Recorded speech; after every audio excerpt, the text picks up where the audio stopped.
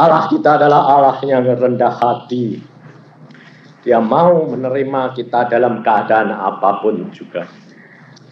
Tetapi yang tinggi hati adalah kita yang selalu merasa benar di hadapan Dia dan sesama manusia. Kalau kita tadi sudah mulai memuji Tuhan, kalau kita jatuh cinta kepada Yesus, maka cinta kita lebih lama, lebih mendalam, lebih mendalam. Lihat Yesus lebih indah dan makin indah. Jangan takut, saudara. Banyak orang yang mengatakan kalau kamu jatuh cinta sama Yesus, nanti lupa sama saya. Nanti lupa sama istri, nanti lupa sama suami, nanti lupa sama anak. Kalau orang yang jatuh cinta sama Yesus, lupa istri, lupa suami, lupa anak, itu cintanya buta. Bukan cinta yang sejati. Sebab cinta Yesus itu tidak membuat kegelisahan, perpisahan, dan kekacauan. Tetapi cintanya Yesus lebih dalam membawa persatuan. Membawa kasih yang luar biasa. Hal ini saya alami sendiri. Saya sudah hampir 3 minggu loh di sini, di Surabaya. Ya toh? Hampir 3 minggu. Tapi saya ingat istri saya, tapi ingatnya itu hanya sewaktu berdoa. Tetapi di dalam pelayanan tiap saat waktu hanya melekat kepada Yesus. Lebih cinta. Tapi nyatanya cinta saya sama istri saya tambah lama kok tambah ikut-ikutan mendalam. Nah itu yang lain. Jadi kalau sudah mau selesai gini, rasanya itu gembira sekali. Karena mau bakal ketemu pacar lagi. Rasanya itu tugas saya sudah hampir selesai. Kurang 2 hari toh. Kan ini Rebu, Kamis, Jumat, Sabtu saya sudah terbang lagi. Nah kalau terbang kan ketemu. Ya, nanti ketemu itu menjadi baru lagi loh. Indah luar biasa. Ini yang saya rasakan. Jadi pisah itu tidak malah lupa, tambah kangen loh. Ini Yesus luar biasa. Saya dulu sebelum kenal dia secara dalam, cintanya juga kurang dalam. Tetapi setelah cinta sama Yesus lebih dalam, cinta saya sama istri dan anak-anak lebih dalam. Ini luar biasa. Karena apa? Ada transfer, ada pengaliran kasih itu. Kalau Musa pada waktu dia bertemu dengan Allah, 40 hari 40 malam tidak makan, tidak minum, dan hidup di atas gunung dengan Allah, maka dia turun, wajahnya pun bersinar-sinar sama dengan seperti Allah, loh saudara. Sampai manusia tidak dapat menerima sinar itu, harus pakai selubung. Karena apa? Karena ada kemuliaan Allah. Dan kalau kita dengan Yesus, maka kasih Yesus itu ada di dalam kita, maka kasih ini mengalir. Dan ini menjadi bagian saudara. Dan juga orang yang di sekitar saudara merasakan kasih itu. Sehingga hidup ini berbahagia. Karena Yesus berkata, sejahtera, damai sejahtera yang aku berikan kepadamu tidak sama dengan damai sejahtera yang diberikan oleh dunia ini. Karena damai yang sejahtera yang diberikan oleh Yesus itu dari dalam. Kemudian berbuah di dalam perbuatan daging. Maka kita mengenal Yesus. Jangan hanya kenal. Tadi disaksikan juga ya tak? Sudah menjadi orang Kristen, sekolah di sekolahan Kristen, tapi ternyata belum kenal Yesus. Hanya tahu, ya tak? Tahu presiden, tapi tidak kenal. Ya. Kenal presiden, kenal Yesus, tapi hanya sekali pernah dia jabatan tangan. Habis itu sudah tidak kenal lagi. Sudah tidak bisa omong-omong lagi. Banyak anak Tuhan sudah menjadi orang Kristen. Pada waktu dijamah Tuhan pertama kali, hatinya hancur. Tapi setelah itu kabur lagi. Sebabnya apa? Tidak pernah ketemu. Tapi kalau saudara mau, dia menantikan kita. Ini saya alami. Setiap hari saya bertemu dengan dia. Bercakap-cakap dan disayangi. Jadi kalau saudara merasa ketegur, itu jangan merasa bahwa kok ditegur salah terus, salah terus, salah terus, salah terus. Tapi Yesus tidak begitu. Yesus kalau menegur bukan teguran yang menekan, tapi teguran yang membangun untuk menuju kepada kesempurnaan. Dan hati kita ditegur Tuhan tuh rasanya maces, itu bisa terima. Lain kalau suami negur istri, ya tak? Rasanya mabel, gak maces tapi malah mabel. Betul lah. Istri-istri itu kalau ditegur sama suami itu maces atau mabel? Mabel. Sebabnya apa? Di dalamnya sudah ada bensin. Jadi kena api sedikit, boom. Suami-suami kalau kena istri bagaimana? Bapak-bapak sama aja toh ya. Apalagi kalau istrinya negor. Kamu ini penolong, tahu enggak? Wah, dalih Alkitabnya dikeluarkan.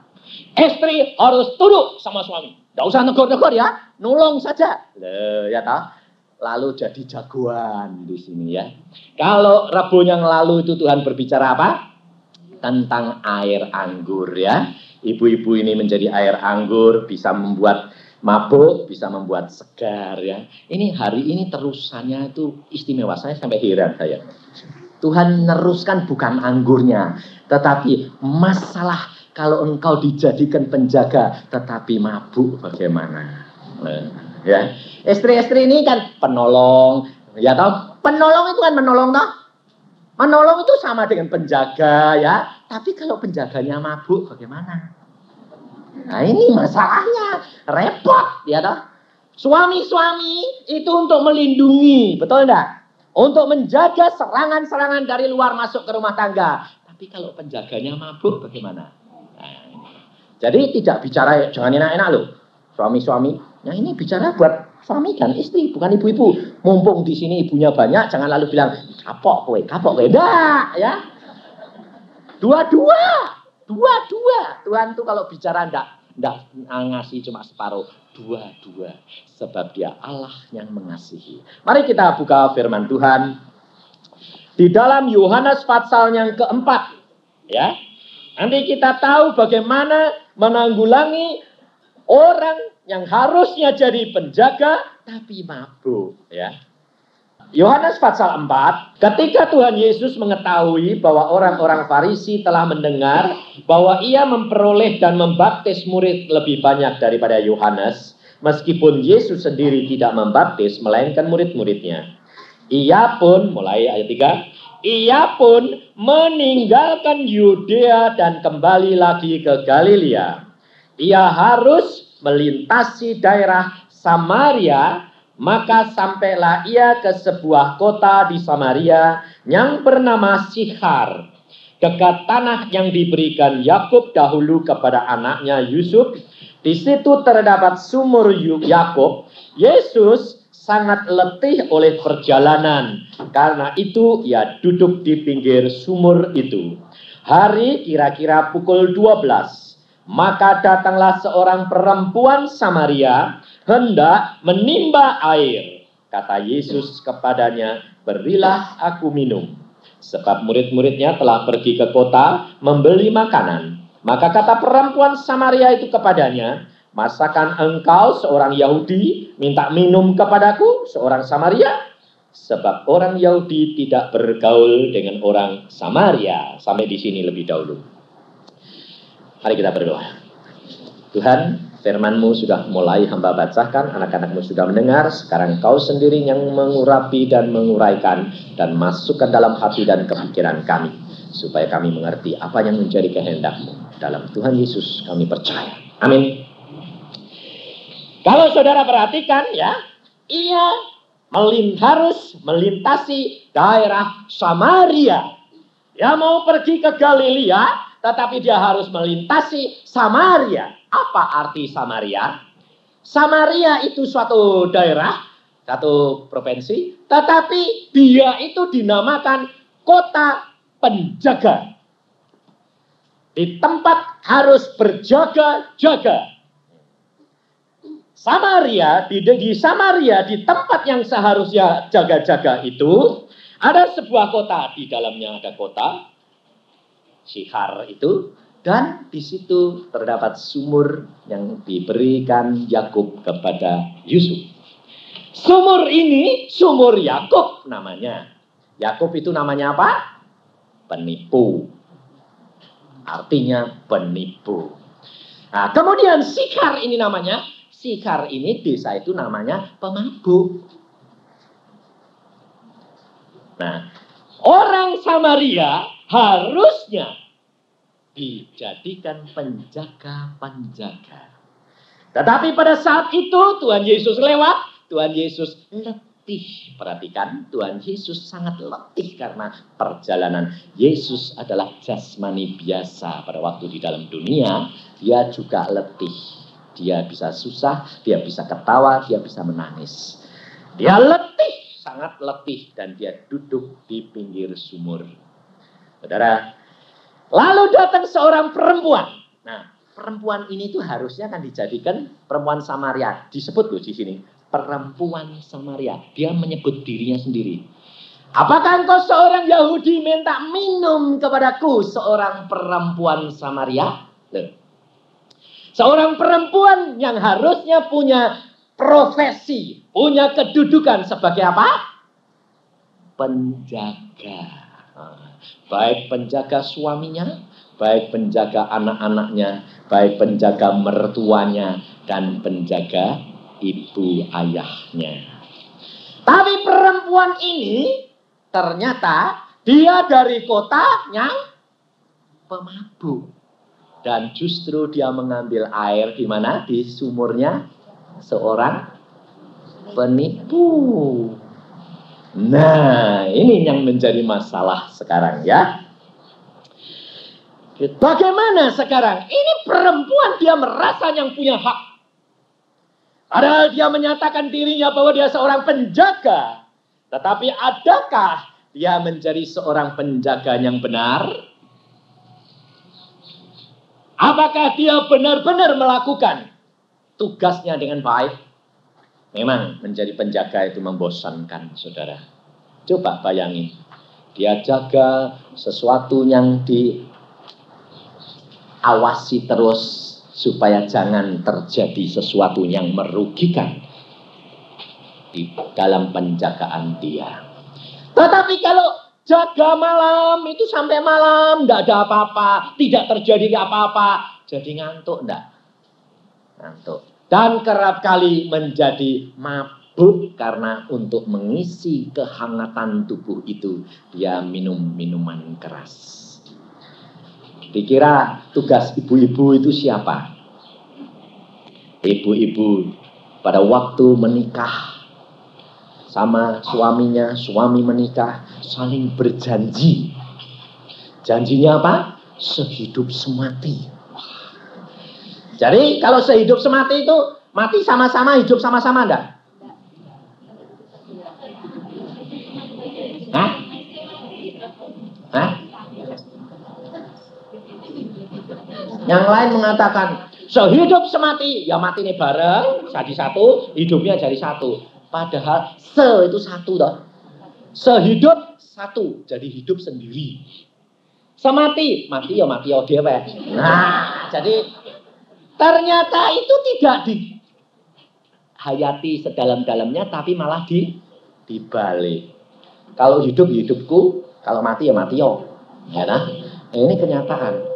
Setelah ibu dan bapak ini menikah, sudah menjadi suami istri. Setelah keluar anak-anaknya, ternyata setianya menjadi luntur. Lunturnya kenapa? Padahal ibu-ibu berkata loh, aku penjaga. Lunturnya kenapa? Bosen. Ya dah, loh. Ibu-ibu ini kalau di rumah terus nggak kelayapan itu bosen nggak? Jujur. Hah? Bosan dah? Bapaknya kalau pulang-pulang, mana? Pergi mana? Jalan-jalan katanya bosan di rumah. Itu ya. Lebih-lebih pada, bagaimana? Persekutuan terus ya. Padahal bapaknya itu lupa kalau seorang penjaga di dalam rumah itu bosan. Lihatnya apa? Piring, mangkok, Terus anak-anak nakal popok-popok pesing terus, ya toh? Pembantunya ndak beres terus, betul nggak? Ini loh, bosen. Tapi kalau ibu-ibu tidak tahu fungsimu, engkau jalan-jalan dan melihat kanan kiri, malu minum apa di sana, jadi mabuk atau jadi jadi mabuk atau anu? Pulang-pulang sudah liar, sudah tidak kelihatan lagi yang tidak beres, tidak kelihatan. Tapi ternyata yang tidak beres yang kelihatan, pulang-pulang tidak beres. Terus bapaknya sudah nongkrong di rumah, lihat manggut-manggut gini. Wah, mama dari mana mama? Wah, rasanya sudah hakimi lagi. Padahal ya tanyanya ya baik loh. Cuma tanya, mama pulang dari mana? Mana mama? Wah, anu ya, di rumah bosen ya, jalan-jalan, rekreasi mama. Tapi rasanya bagaimana kalau dikatain gitu? Coba. Bisa gini? Wah, kamu suami baik, mau ngerti saya kok ya. Gitu. Apa bilang? Apa? Kue tok sing untuk jalan-jalan yo. Ya aku udah entuk. Aku jadi budakmu. Betul enggak? Makanya itu kita harus tahu fungsinya. Kalau kita jadi penjaga, jadilah penjaga yang baik. Ada waktunya engkau diberikan tahu harus rekreasi. Loh, orang jaga itu apa ya, siang malam terus toh? Kan ya mesti giliran toh, ada giliran jaga toh? Ada. Loh, orang jaga itu giliran enggak? Gilir. Jadi kadang-kadang ya bapak kadang-kadang ya ibu nih. Tapi siapa yang gilir? Tuhan. Tapi kerepe yang gilir malah ibu nih. Loh, ibu-ibu bilang apa? Di dalam rumah tangga saya ratu. Kalau urusan luar bapak yang maju. Betul enggak?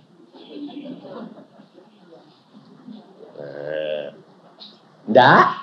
Sebagian enggak, ya, yang tahu fungsi. Sebagian yang enggak tahu fungsinya, ya. Bapak ibune ratu, bapak dadi kebune, ya. Suruh ngeluku terus, ya toh. Hasilnya masuk gudang. Ada loh, banyak loh. Kalau kurang sedikit pecuti terus. Wong lanang kok keset, ayo kerja, plak. Tapi nanti kalau sudah suami ini kebo, ini sudah lepas dari congok, dari ini, kapok kayak dijumput wong liya, ya toh. Nah, barusan bingung, keboku hilang. Nah. Baru nanti cari siapa? Cari Tuhan Yesus. Tuhan, keboku hilang. Tolong ambil si Tuhan, ya toh. Nah, saudara harus tahu fungsimu di mana. Ini loh saudara. Supaya engkau menjadi penolong yang benar fungsimu. Ini saya alami sendiri. Saya kenal Yesus sedalam-dalamnya. Pada waktu istri saya melahirkan anak pertama, tidak bisa keluar, operasi bedah, blok, ya sudah. Saya bilang, aduh kasihan.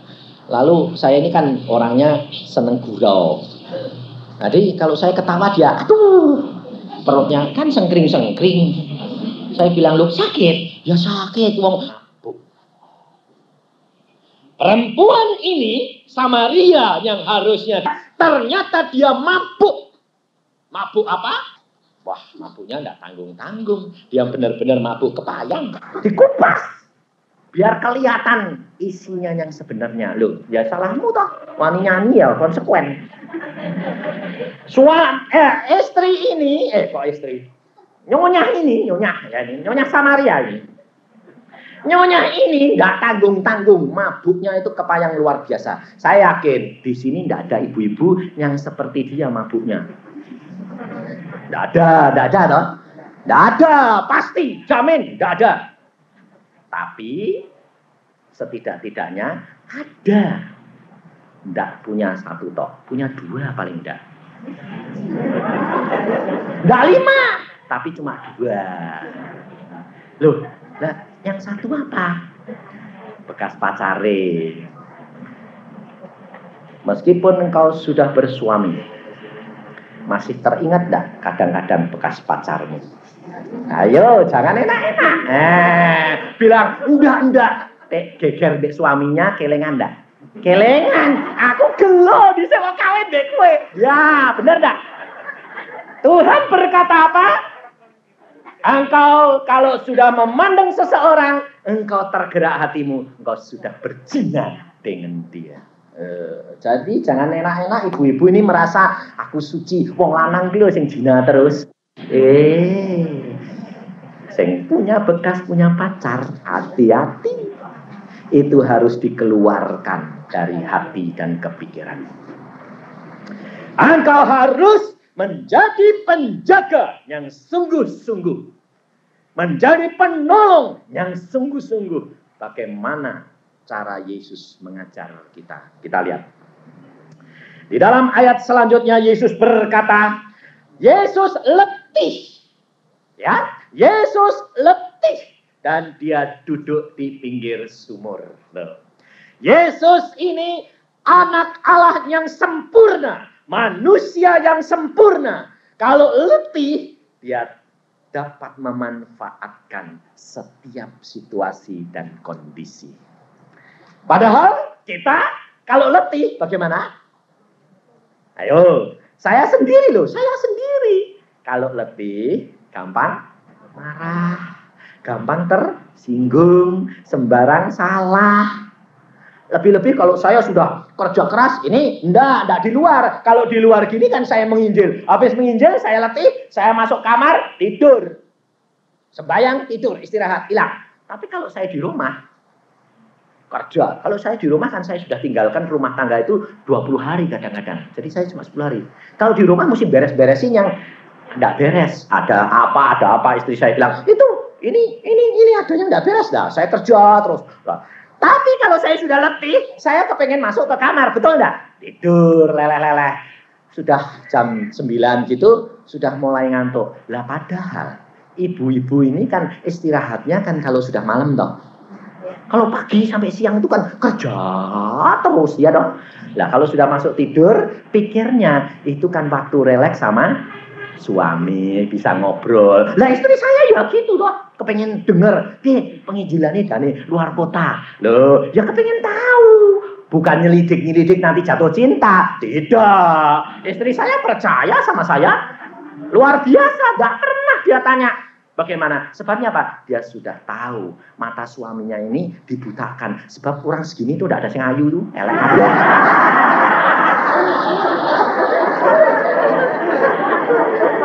Sebabnya tidak ada yang ayu, bahaya saya bisa kecantol, betul enggak? Tapi keletokan itu elek, kabeh beneran saya bilang. Ini kenyataan. Lah kalau sudah saya tidur gitu, kan ngantuk ya. Ngantuk lah, istri saya itu punya hal yang istimewa. Kalau ngajak ngomong, kalau orangnya ndak madep dia ndak mau. Lah kadang-kadang saya kan mikir ngukur sana, lah kepengennya ya kowe ngomong tak dungoke. Aku bilang, "Mah, ndak kok mana apa? Madep sini." Madep ya. Tapi kon melek. Loh, aku ngene wong kesel ya kepengen merem. Lah ngomong be wong merem ya kayak wong buta. Lah, melek toh. Melek tutup. Ini loh saudara, ini kenyataan bahwa manusia itu selalu ingin diperhatikan. Kalau tidak diperhatikan, tidak mau. Manusia selalu punya keinginan satu apa? Kepingin dibutuhkan. Betul enggak? Diperlukan. Yesus pada waktu letih, dia duduk di pinggir sumur. Yesus tahu ada satu jiwa yang harus dimenangkan. Biarpun perempuan itu pemabuk dan perbuatannya demikian memalukan, tapi Yesus tidak memikirkan. Tapi Yesus melihat hatinya sebetulnya penuh dengan kehausan. Dia haus kasih, bukan dilihat dari perbuatannya. Kalau perbuatannya dilihat, dia menjadi perempuan jalan. Tetapi Yesus melihat hatinya, sebetulnya dia haus kasih. Dapat direparasi, Dan di dalam keletihannya, Yesus menggunakan kesempatan itu. Pertama kali perempuan itu datang membawa timba, Yesus berkata apa? Aku minta minum, saudara. Yesus yang punya air hidup, tetapi dia rendah hati. Dia mengatakan, aku minta minum. Tahap pertama Tuhan mengajar kepada kita bagaimana melayani seorang yang sedang mabuk kepayang. Orang yang sedang berjalan di dalam kesesatan. Orang yang sedang berjalan di dalam kebutaan. Tidak tahu tata tertib, tidak tahu peraturan, tidak tahu kehidupan masyarakat kita. Sebab orang kalau sudah haus kasih, sudah mabuk, tidak ingat akan harga diri lagi. Engkau coba renungkan, seorang perempuan punya 5 laki-laki itu, bayangin. Kalau seorang laki-laki punya 3 saja sudah ribut, betul tidak? Ini perempuan yang punya 5. Tetapi Yesus perhatikan rendah hati. Yesus, dia datang, Yesus mengatakan, aku minta minum. Pertama kali Yesus mengajar kepada kita supaya engkau harus tahu kalau melayani orang mabuk begitu adalah perhatikan bahwa orang itu senang dikatakan dia diperlukan. Orang itu selalu senang kalau dijadikan menjadi seorang yang dapat menolong sesamanya. Yesus membutuhkan minum. Lalu dia mengatakan, aku minta minum. Perempuan ini menjawab, engkau seorang Yahudi, musuh, minta minum kepada seorang perempuan Samaria. Saudara, Yesus tahu orang Yahudi dengan orang Samaria tidak ramah. Tetapi dia rendah hati mau melayani. Jikalau suami istri ribut, berkelahi, siapa yang mulai dulu mengadakan perdamaian? Siapa coba? Dia bilang istri. Siapa? Harusnya siapa? Dua-dua. Sebab yang satu penjaga penolong, yang satu juga penjaga dan penolong. Dua-dua. Tapi ternyata kalau sudah ribut, lalu malamnya mungkur sana, madep tembok sana, istrinya madep sana. Supaya sama anak-anak tidak kelihatan, kelihatannya tidak ada apa-apa. Betul enggak? Banyak rumah tangga menyembunyikan terhadap anak-anaknya. Itu tidak benar. Anakmu harus tahu setiap masalah. Supaya anakmu turut berdoa dan melaporkan segala sesuatu kepada Tuhanmu. Ini yang saya alami. Saya kalau jengkel terus bilang, aku mau jengkel deh mama. Loh kenapa pak? Gini. Anak-anak bilang apa? Sembahyang, tak doa ke pak. Waduh hatiku di makhluk Tuhan berbicara. Loh, salahmu atau salah istrimu? Istrimu ngomong gini, mengerjakan gini. Kan maksudnya baik. Tapi kamu terima salah. Oh iya ya Tuhan. Kalau sudah gitu, mau keluar, mau ngomong, gengsi. Mau ngomong, gengsi. Nggak ngomong, malu. Akhirnya biasanya ibu-ibu harus tahu. Kalau sudah terjadi keributan, jangan lalu menuntut pernyataan yang tegas. Maaf ya, aku salah. Jangan gitu. Biasanya manusia itu tetap gengsi. Bapak-bapak itu biasanya wis lumayan. Ngambil minum dewek. Bersano minum. Mau mah? Nah, itu saja sudah contohnya itu sudah minta maaf. Tapi ibu-ibu, dak. Malah ditawari, malah nyentak. Dak. Lalu anak-anak bilang, mah, papa kan sudah baik, sudah nawari. Lah udah ngakui kok. Loh, yang gengsi sebetulnya siapa? Dua-dua.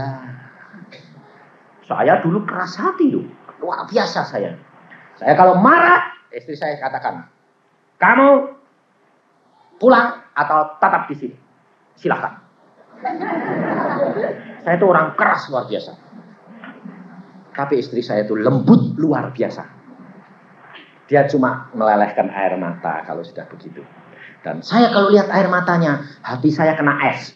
Sos, ya, bar, sudah. Wes jangan nangis, aku bilang itu. Ya aku nyakiti hatiku. Aku ini sudah tidak punya papa mama. Yang tak ikuti itu siapa kecuali kan engkau suamiku. Bayangin, dia umur 11 tahun sudah tidak punya ayah dan ibu. Dan dia memilih saya orang yang keras hati. Tetapi di dalam Yesus diubahkan. Sekarang setahun saya tidak pernah geger satu kali. Setahun loh. Tidak sekali. Sebabnya apa? Istri saya itu peka sekali. Kalau sudah di meja makan saya bilang, has kue ki, akhir tahun ini, has gitu dah. Dia sudah cep. Matanya terus sayu. Saya bilang, enggak maksudku. Jangan keluar air mata. Enggak. Rasido. Nah, dia sudah ketawa lagi gitu loh. Sekarang kita itu hidup di dalam suasana surga setiap hari, saudara. Kalau kita cinta sama Yesus lebih dalam, maka cinta Yesus lebih dalam mengalir dan mengubahkan segala sesuatu. Karena Yesus mengajar kepada kita melayani, mengasihi, dan melayani satu kepada yang lain. Kita harus melayani pertama kali adalah apa?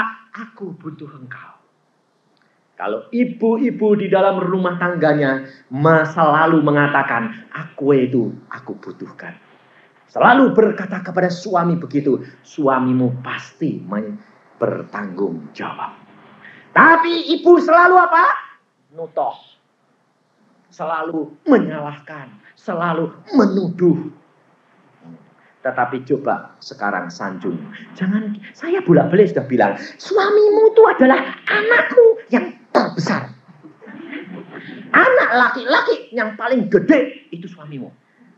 Sebab sewaktu-waktu perlu disanjung. Tek sakit perlu dilus-lus. Nah sekarang ibu-ibu, tek sakit tuh kepengen dialem enggak? Ibu-ibu sudah ngerjakan rumah tangga, sudah capek itu. Suamimu datang lalu bilang, wah memang betul kamu itu penting sekali bagi hidupku. Artinya makbul. Wah ayem rasanya, betul enggak? Tapi kalau suami datang lalu mengatakan, apa ini beres kabeh? Makbul. Terus muntap ya toh? Ini kenyataan loh ibu-ibu. Kita membutuhkan sanjungan. Kita membutuhkan penghargaan. Yesus mengajar kepada kita. Aku butuh minum. Aku minta minum. Dan setelah perempuan ini menjawab, masakan kau musuhku minta minum padaku? Yesus baru menjawab.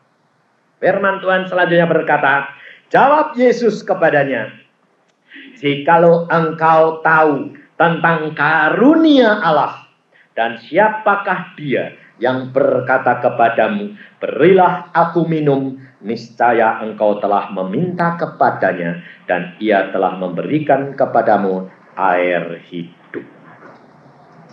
Yesus berkata, jikalau kamu mengerti siapa yang berbicara kepadamu, karunia Allah. Kalau engkau mengerti pemberian Allah, maka engkau akan minta kepadanya. Karena yang berkata itu mempunyai air hidup. Jikalau ibu-ibu dan bapak-bapak mengerti karunia Allah, bahwa engkau sudah diberikan menjadi suami pada istrimu, dan istri itu sudah diberikan kepadamu menjadi suami, menjadi istri, itu kamu harus tahu bahwa itu karunia Allah. Di dalam karunia Allah, kalau engkau melakukan firman Allah, maka akan timbul aliran-aliran kasih air hidup daripada Yesus Kristus kepada kita. Satu kepada yang lain saling membutuhkan, maka kita mendapatkan kesejukan. Yang satu sedang panas, membutuhkan aliran air hidup dari suami. Siapa yang menghibur kita kecuali suami? Siapa yang menghibur kita? Kecuali istri. Itu yang kita butuhkan, saudara.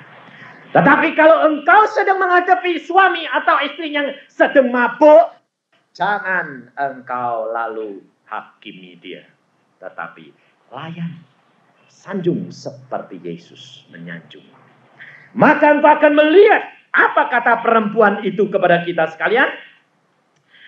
Kata perempuan itu kepadanya, Tuhan, engkau tidak punya timba. Sumur ini amat dalam. Dari manakah engkau memperoleh air hidup itu? Adakah engkau lebih besar daripada bapak kami Yakub yang memberikan sumur ini kepada kami, dan yang telah minum sendiri dari dalamnya, ia serta anak-anaknya dan ternaknya? Jawab Yesus kepadanya, barang siapa minum air ini, ia akan haus lagi. Tetapi barang siapa minum air yang akan kuberikan kepadanya, ia tidak akan haus untuk selama-lamanya. Kalau perempuan ini pada waktu Yesus menjawab, dia ragu-ragu. Dia tidak percaya. Dia kurang yakin bahwa kalau Yesus punya air hidup. Karena dilihat dari kenyataannya, tidak punya timba untuk mengambil air. Peralatan tidak punya. Demikian juga kita kadang-kadang meragukan kasih suami. Meragukan kasih daripada istri. Betul enggak? Katakan, oh sekarang cintanya sudah luntur. Dulu saja kalau waktu pacaran nyanjung-nyanjung, sandal jatuh diambil ke. Loh betul enggak? Ibu-ibu dulu kalau pacaran sandalnya jatuh diambil ke enggak? Diambil ke. Tapi sekarang sandal bisa melayang. Nah, bukan di kaki tapi di kepala. Loh, itu loh. Kalau ibu-ibu kurang percaya, sama dengan perempuan ini. Karena apa? Karena tidak memberikan suatu kenyataan. Tidak menyatakan suatu bukti bahwa engkau memegang timba. Engkau sedang memegang sesuatu yang dapat menghasilkan air. Tetapi percayalah, kalau suamimu, istrimu dijamah Tuhan, maka dari dalam ia akan keluar dengan sendirinya. Bukan kelihatan dari luar lebih dahulu, tapi dari dalam. Maka yang penting, ibu-ibu dan bapak dulu yang harus punya. Nanti kalau dia datang, keluar air kata-kata yang manis, dia akan menikmati kesejukannya. Tidak didapatkan di perempuan dan laki-laki lain. Tetapi di dalam suami dan istri, dia mendapatkan kesejukan. Pasti dia akan ketagihan. Betul enggak? Orang yang kehausan, minum air yang jernih dan sejuk, dia akan cari lagi. Seperti Bon Cafe ini, ya dong. Ini kan restoran. Kalau es krimnya enak, ya kepengen lagi dong. Cari di mana-mana enggak ada, balik lagi ke sini enggak? Balik. Sebabnya apa? Ini kenyataan. Dicoba, bistiknya yang enak. Stiknya di sini, balik lagi. Loh. Sebab apa? Jatah itu sudah ada. Nggak usah takut, nggak usah khawatir. Orang mau nyanyi 1000 kali, biarin. Kalau memang sudah jatahmu, tetap engkau punya. Kalau suami sudah diberikan, kalau istri sudah diberikan, itu jatah. Maka firman Tuhan berkata apa? Berpadalah dengan apa yang ada padamu. Sebab firman Tuhan mengatakan, kecantikan itu bohong. Betul enggak? Orang cantik itu bohong enggak? Kecantikan itu bohong. Ya memang umur 17 sampai 40, maksimal 50. Enggak keriput. Biar ditarik-tarik. Tapi tetap kelihatan tuanya. Betul enggak? Bapakmu enggak bahaya. Lihat dulu cantik, sekarang mulai keriput. Jangan khawatir, jangan punya gini. Nanti kalau saya enggak tak tarik-tarik, bapak bisa ketarik. Loh. Bisa ketarik luar. Salah. Ditarik-tarik wong memang keriput kelihatan tambah jelek.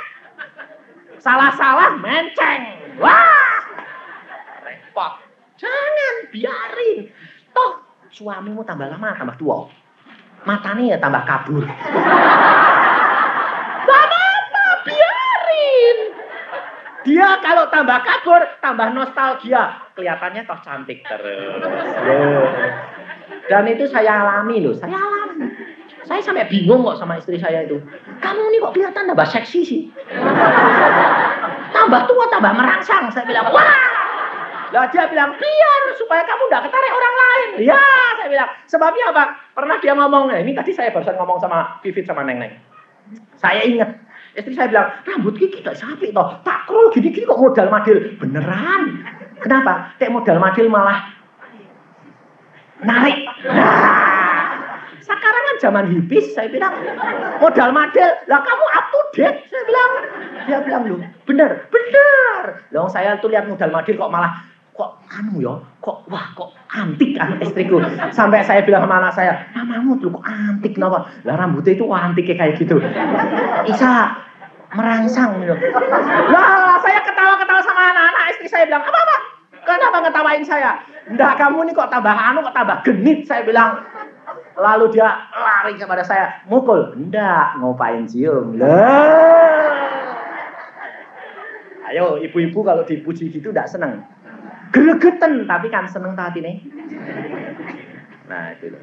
Makanya bapak-bapak perlu ini. Yesus mengajar kepada kita sekalian. Yesus mengajar supaya engkau tahu bahwa itu tidak kelihatan dari luar, tapi dari dalam hati. Mengalir aliran-aliran air hidup. Lalu perempuan itu berkata, Yesus berkata, sebaliknya air yang akan kuberikan itu akan menjadi mata air di dalam dirinya, yang terus-menerus memancar sampai kepada hidup yang kekal. Ini janji daripada Yesus Tuhan kita. Yesus tidak hanya menjanjikan kebahagiaan di dalam dunia, tetapi sampai ke surga.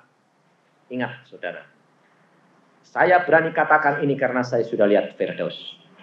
Dan saya sudah lihat, dan saya saksikan, kalau engkau tidak mencari Yesus sungguh-sungguh, engkau akan kecewa. Benar. Maka saya berani mengorbankan segala-galanya karena apa? Saya sudah lihat hadiah yang Tuhan berikan di sana luar biasa. Tetapi jangan khawatir, kalau engkau menyerahkan dirimu, mengasihi Yesus sungguh-sungguh, maka Yesus mengatakan air yang keluar ini memancar sampai ke hidup yang kekal. Dan itu dimulai dari dalam dunia. Suamimu, anak-anakmu akan menikmati dan mereka akan mencari.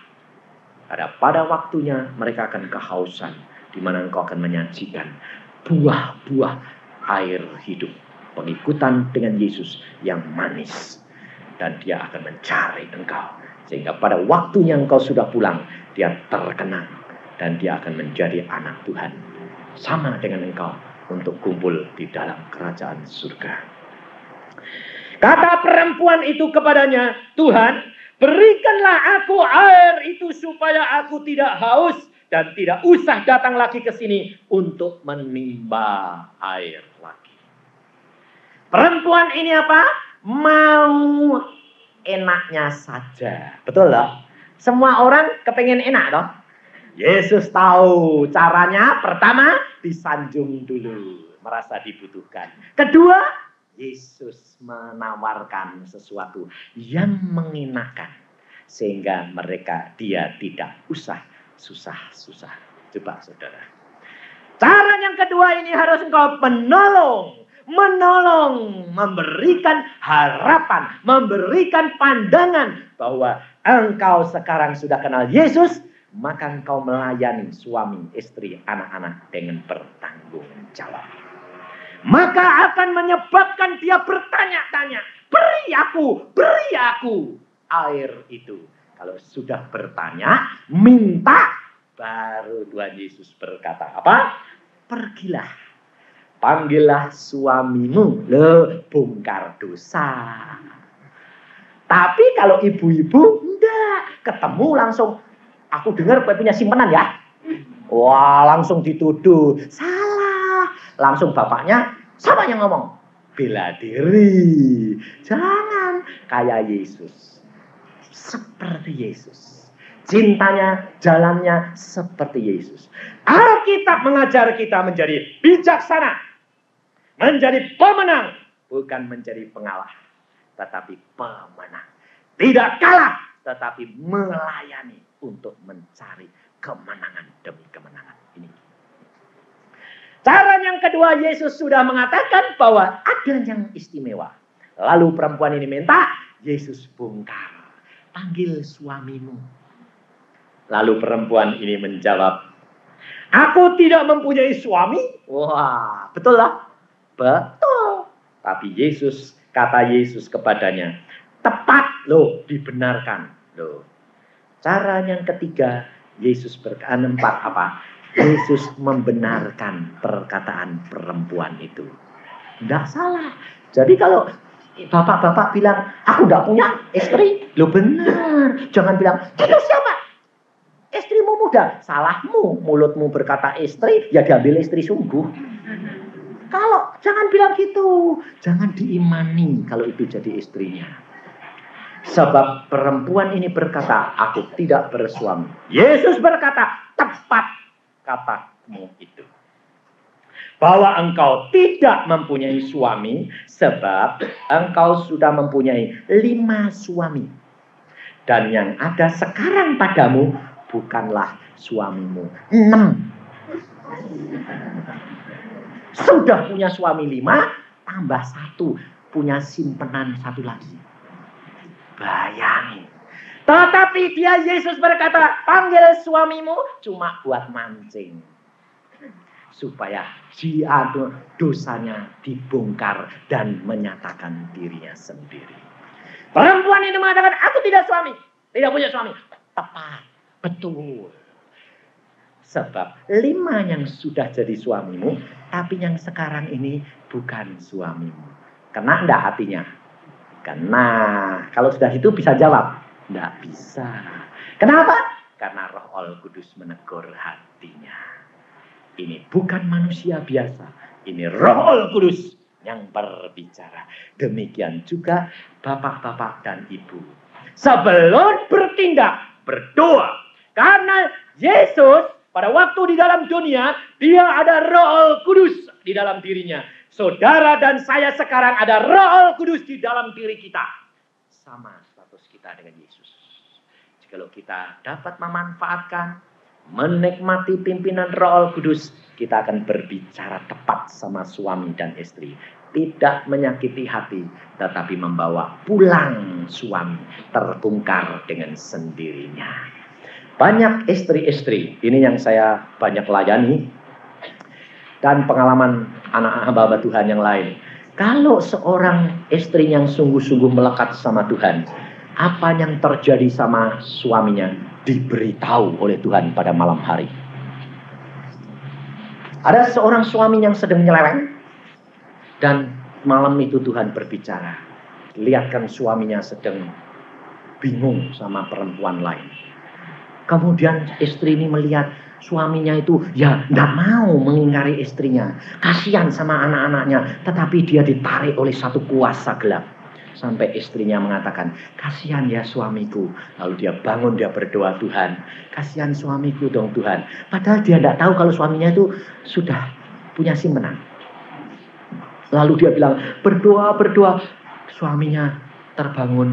Kok kenapa kok doa sampai nangis begitu? Si istri bercerita, aku mimpi melihat engkau itu ketarik sama seorang perempuan. Modelnya kayak begini, pakai yorek begini, potongannya begini, modelnya begini.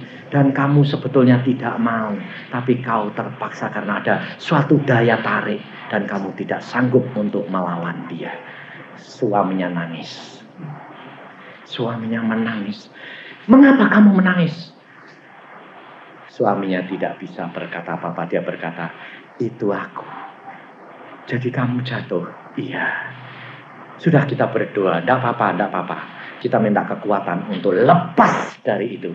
Istrinya dikenalkan orang itu.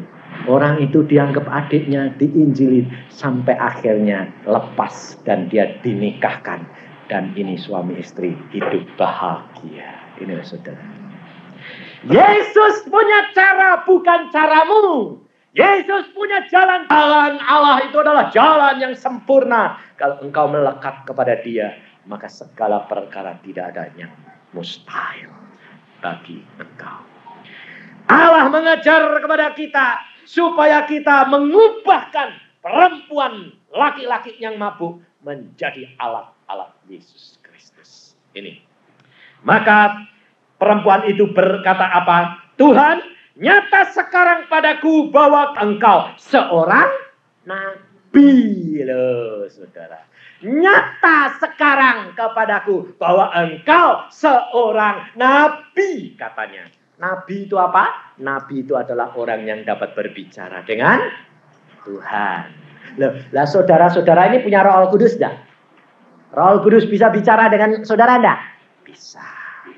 Maka jadilah nabi-nabi Allah Tuhan untuk kemuliaan nama Tuhan.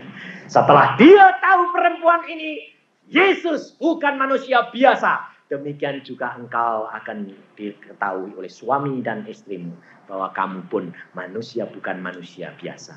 Manusia yang sudah diubahkan menjadi ciptaan yang baru, maka engkau akan menjadi pemberita dan saksi Yesus Kristus yang ajaib. Amin. Tuhan, firman-Mu sudah hamba sampaikan. Hamba percaya bahwa firman-Mu tidak akan kembali dengan sia-sia. Engkau memberikan pengajaran kepada kami bagaimana kami harus bertindak. Bagaimana kami harus melayani. Bagaimana kami harus mengasihi. Bagaimana kami harus memenangkan jiwa-jiwa yang sedang mabuk. Dan kami percaya Tuhan Roh Kudus, Engkau berbicara terus, bicara terus, mengajar kita. Dan Engkau lihat hati-hati, pikiran-pikiran yang sedang menyesali perbuatannya. Di mana mereka belum pernah melakukan hal ini. Karena mereka belum tahu Tuhan. Tetapi hari ini, apabila mereka sadar dan bertobat, mereka mau menyatakan dirinya kepadamu Tuhan Yesus, bahwa mereka mau menuruti apa yang firman-Mu katakan. Hamba mohon Tuhan, Engkau kuatkan, Engkau tolong mereka, Kau jadikan mereka alat-alat yang berkenan di hati-Mu dan menjadi Yesus yang perkasa di dalam dunia ini. Oh Tuhan, kami serahkan anak-anak-Mu. Saudara, Tuhan hadir. Engkau minta kepada dia langsung. Jangan kepada saya hambanya. Saya tidak mempunyai apa-apa. Tetapi langsung minta. Katakan. Keluarkan isi hatimu. Katakan pertobatanmu. Katakan semua kekeliruanmu. Dan baharui di hadapan hadiratnya.